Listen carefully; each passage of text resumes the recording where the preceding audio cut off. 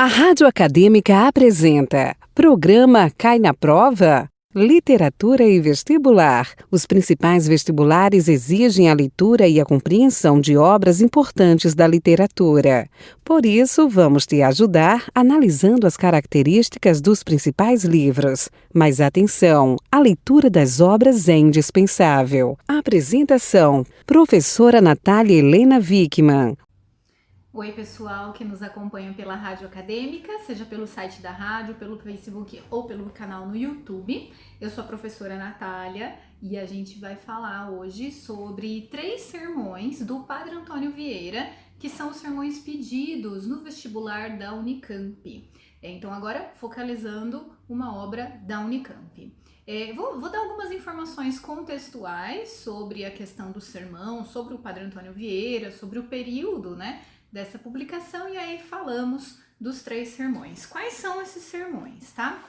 São 3 sermões de quarta-feira de cinzas. E quando você for procurar a edição, eu não tenho um livro aqui para mostrar, para quem está acompanhando pelo vídeo principalmente, porque eu encontrei, você vai encontrar esses sermões disponíveis no domínio público, disponíveis por PDF, tá? Então eu fiz a minha leitura pelos PDFs disponíveis online. Só fique atento porque você vai encontrar a obra completa do Padre Antônio Vieira e você vai fazer esse recorte. O que a Unicamp pede, e você pode conferir lá no site da Unicamp e do vestibular da Unicamp, são os sermões de 1672, sermão da quarta-feira de cinzas, o sermão da quarta-feira de cinzas de 1673 e um terceiro sermão, que é o sermão da quarta-feira de cinzas, que não foi proferido por enfermidade do autor, enfim, esse título aí vai estar descrito, Então, esse terceiro sermão não teria sido proferido pelo Padre Antônio Vieira.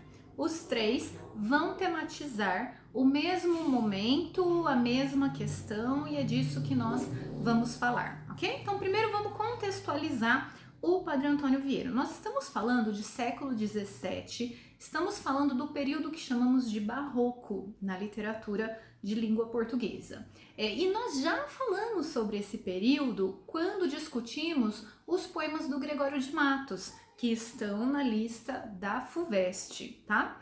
E aí nós comentamos sobre essa questão do barroco. E, de fato, em língua portuguesa, quando nós pensamos nos autores barrocos mais significativos, nós vamos ter esses 2. O Gregório de Matos, na parte da poesia, na lírica, e o Padre Antônio Vieira, com os seus sermões. E é interessante colocar esses 2 autores lado a lado, porque toda vez que nós falamos de barroco na escola, nas aulas de literatura, nós falamos sobre 2 conceitos que são cultismo e conceptismo. Vamos fazer um parênteses, Lembra que o barroco é aquele período que nós chamamos inclusive de arte da Contra-Reforma, É o momento em que a Igreja Católica ela está fazendo todo um esforço para voltar a crescer, no sentido de conquistar mais fiéis e manter os seus fiéis dentro dessa doutrina, porque algum tempo atrás nós tínhamos passado pela Reforma. Então, lá nas aulas de História, pela Reforma Protestante, você vai lembrar desses assuntos. E aí, nesse período da Contra-Reforma, veja, de novo essa dualidade, Nós tínhamos passado por um período de razão, quer dizer, todo esse movimento do intelecto, da razão, da ciência, que estava ali em efervescência, e aí vem a Igreja Católica para reforçar os seus antigos dogmas e reforçar as teorias de que Deus está no centro de tudo, E aí o homem barroco, o indivíduo barroco, ele fica entre esses 2 polos, ele fica cindido aí nessa tensão entre o que é razão, o que é racional, o que é equilíbrio, o que é científico, o que é pensamento e o que é religião, espírito, E essa dualidade, ela vai transparecer na arte barroca. Quando nós falamos do Gregório de Matos, e aí quem não acompanhou faz um bom tempo, o episódio sobre o Gregório de Matos já faz algum tempo que nós fizemos, mas tá lá no canal no YouTube, quem tá acompanhando pelo canal no YouTube vai acessar, é só acessar esse vídeo, e nós falamos sobre esse contexto também, tá? E aí na poesia, por exemplo, do Gregório de Matos, isso fica muito nítido, essa cisão, essa dualidade do homem, porque nós temos poemas que são altamente religiosos, que tratam de imagens desse contexto religioso, mas eu também tenho uma poesia satírica, uma poesia que é de crítica social. Lembra que o Gregório de Matos é o Boca do Inferno? Vocês vão lembrar provavelmente. Então, assim, é um momento de muita tensão entre esses polos, né? O que é o homem, o que é céu, o que é carne, o que é espírito, o que é pecado, o que não é pecado, enfim. Imagine, é um momento de uma movimentação de opostos muito intensa, ok? E aí, nós falamos sempre de cultismo e conceptismo. Para o Gregório de Matos, me lembro de ter falado sobre a ideia do cultismo. O que são, né, esses conceitos? O cultismo é o culto à forma, né? É a ideia de você trabalhar a palavra, né? Trabalhar com jogos de palavras. E isso é muito caro à poesia. Por isso que o Gregório de Matos é associado a essa vertente, cultismo. O conceptismo é um jogo de ideias, conceito, né? É trabalhar a questão conceitual, é trabalhar ideias, raciocínio lógico, jogo de ideias. Cultismo, jogo de palavras, conceptismo, jogo de ideias. O padre Antônio Vieira vai ser o nosso representante dessa vertente, né? Do conceptismo, ok? E ele vai trabalhar a argumentação dentro dos seus sermões para defender alguma ideia. Inclusive, né, quando você se prepara para o vestibular, você faz aquelas aulas sobre redação e argumentação.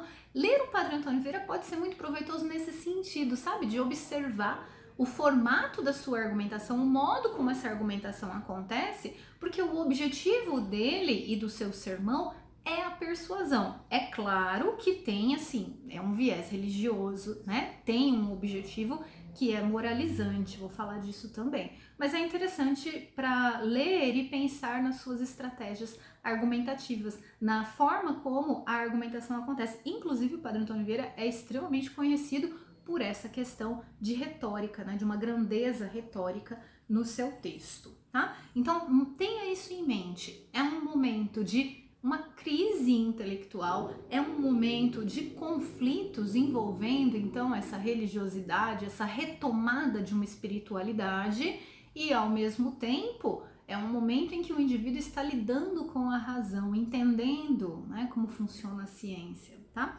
O Padre Antônio Vieira, ele vai fazer, olha que legal, ele vai ser essa voz de moralizar, ele vai ser esse porta-voz da Igreja Católica, mas ele vai utilizar na sua estratégia argumentativa a razão, porque ele vai apresentar um argumento e vai desenvolver a sua tese, ou melhor, ele vai apresentar uma tese e vai desenvolver essa tese com argumentos muito pensando assim, ideia, razão, lógica, tá? E ele vai ser também bastante repetitivo para enfatizar essas suas ideias, ok? Você também vai encontrar nos sermões algumas figuras de linguagem bastante conhecidas do Barroco, como a antítese, né? Que são as oposições, porque reflete, na verdade, o próprio momento. Você vai encontrar um jogo intertextual muito forte com a Bíblia. E aí eu preciso entender o que é o sermão, né? O sermão, ele é um texto que não é feito para ser lido como nós vamos ter que fazer, né? Nós vamos ler o sermão para poder fazer a prova da Unicamp, vocês vão ler. Mas você precisa imaginar que esse texto, ele era escrito para ser falado, para ser proferido de modo oral, porque o momento do sermão, né, ele está localizado dentro de uma cerimônia religiosa, que é a missa. É o momento em que o padre, né, a pessoa que está conduzindo essa cerimônia, vai se voltar para o público.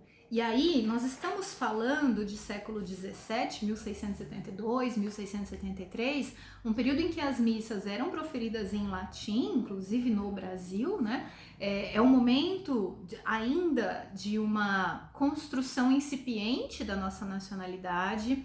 É o momento em que os índios estão sendo catequizados, tem toda aquela movimentação pela catequização dos índios. O Padre Antônio Vieira, inclusive, é jesuíta, ele faz parte da Companhia de Jesus, que vem para o Brasil para esse objetivo, com esse objetivo de catequização. Então, isso também é muito importante de ter em mente. E aí, no momento do sermão, é quando o padre, né, o sacerdote ali, que preside essa celebração, vai conversar, vai falar mais diretamente para a sua plateia. E esse era um momento feito em português, tá? Tanto no Brasil quanto em Portugal. A missa rezada em latim, com as passagens bíblicas em latim, inclusive as leituras bíblicas, mas o sermão em português, o que faz muito sentido, né? Já que a ideia do sermão é apresentar uma moral, né? Ter essa é uma estratégia de moralização, né? A ideia é moralizar, tá? Então, o sermão, ele não é feito para ser lido como nós vamos ler em voz baixa, quietinhos, né, no nosso canto. Você precisa imaginar esse sermão sendo proferido. Por que eu tô repetindo isso? Porque quando você faz a sua leitura silenciosa, você vai perceber a repetição de algumas frases, você vai perceber um movimento circular nesse sermão. Isso é uma estratégia retórica, porque pensando ali na audiência, a repetição dessas informações, repetição de trechos bíblicos, né, servem como um modo de ênfase, tá? É para manter sempre aquela plateia acho que não é a melhor palavra, né? Aquela audiência junto, acompanhando o raciocínio do sacerdote.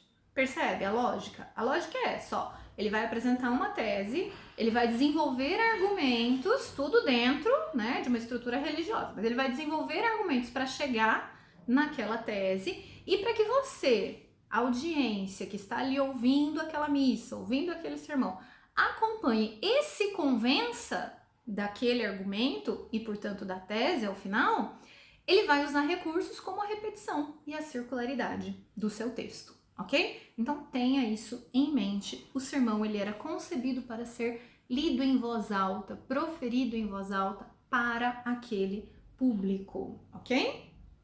A ideia é ensinar alguma coisa, convencer sobre alguma coisa relacionada à doutrina católica, tá? Por isso, essa questão da argumentação, da exposição dos argumentos é tão importante, já que a ideia é convencer o público a aceitar uma doutrina, tá bom? Bom, acho que falei bastante sobre o que é o sermão ou a ideia, não estou olhando aqui para as minhas anotações. O que é esse sermão? Qual é a ideia do sermão? Agora, preciso mencionar para vocês também a questão de serem quais os sermões que foram escolhidos, tá? O Padre Antônio Vieira, ele tem uma obra vastíssima. Há muitos sermões interessantíssimos, né? E muito conhecidos e estudados no ensino médio. E a escolha da Unicamp foi por uma unidade, então escolhe-se aqui, né, um tema. Quarta-feira de cinzas, a gente vai falar sobre a temática que envolve esses 3 sermões, né? E aí são 3 que falam sobre a mesma coisa. Uma questão importante é o que é a quarta-feira de cinzas.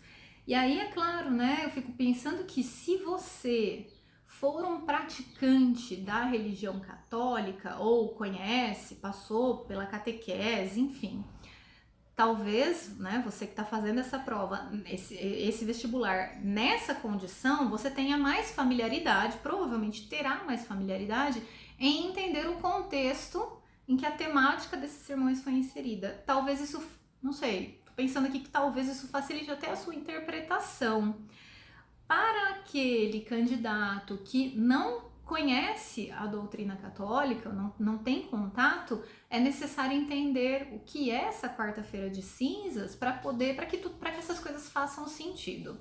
E aí, pensando sobre isso, eu fui dar uma olhadinha no próprio site da Unicamp e do vestibular da Unicamp, e eles justificam a escolha por esses sermões dizendo que, ok, tem a ver com uma doutrina, mas não... Inclusive no texto isso está dito lá, né? Não privilegia, na visão da Unicamp, né? São sermões que não estão privilegiando necessariamente os estudantes que são praticantes da religião católica, porque são sermões que falam sobre a morte. E a morte é um tema universal, né? Independentemente da sua religião, inclusive se você não tem uma religião, se você não acredita, né, em um Deus ou em qualquer outra força sobrenatural nesse sentido, a morte, ela perpassa todos os seres humanos. Então a Unicamp justificou essa escolha por esse olhar, tá? Por serem sermões que falam sobre a morte. Ainda assim, né, não sei, eu fico pensando que bom, há outros sermões com temas universais, mas enfim, a escolha é da Unicamp, lógico, né? Tá no vestibular da Unicamp desde 2018, ok? Então vamos pensar, o que é a quarta-feira de cinzas, que é a celebração que motivou esses 3 sermões. Dentro do catolicismo, a quarta-feira de cinzas seria um momento de maior... em que o fiel, né, o praticante dessa religião, é o momento, a possibilidade de redenção dos pecados, né, é o momento mais intenso para isso. A quarta-feira de cinzas marca o início da quaresma. E aí é feita essa celebração, né, na quarta-feira de cinzas, que é depois do carnaval. Você tem lá o sábado, né, que a gente chama de sábado de aleluia. Na terça-feira, a terça-feira de carnaval. A quarta-feira é aquele dia que normalmente as pessoas trabalham a partir do meio-dia, né? A gente chama de quarta-feira de cinzas, tá?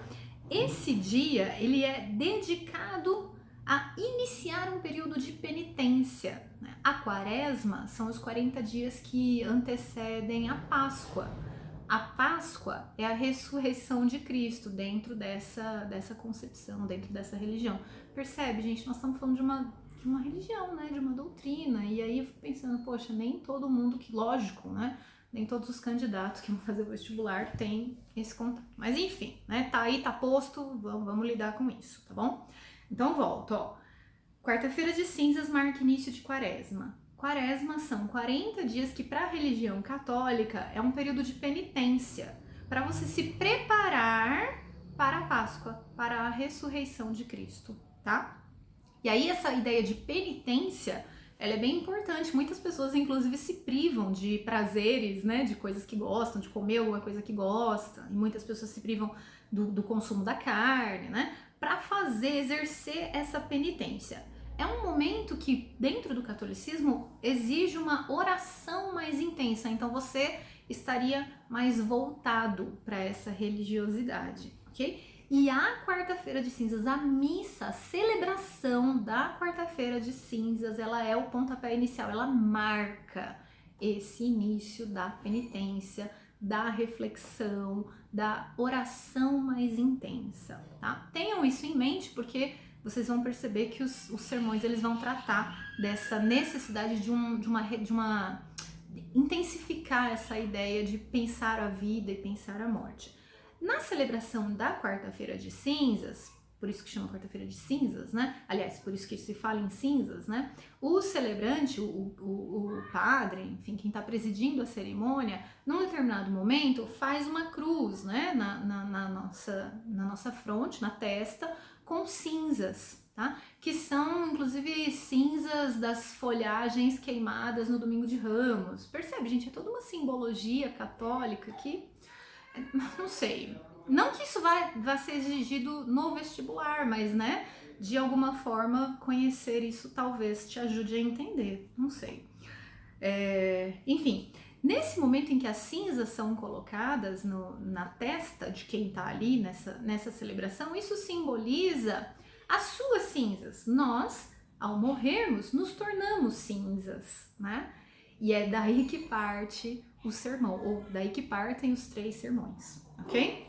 A ideia dessas cinzas é que nós somos cinzas, nós somos pó, e ao pó retornaremos. Esse é o mote dos 3 sermões, essa é a fala, na verdade, esse é o trecho bíblico que vai ser usado nos 3 sermões do Padre Antônio Vieira da quarta-feira de cinzas para falar sobre a questão da morte.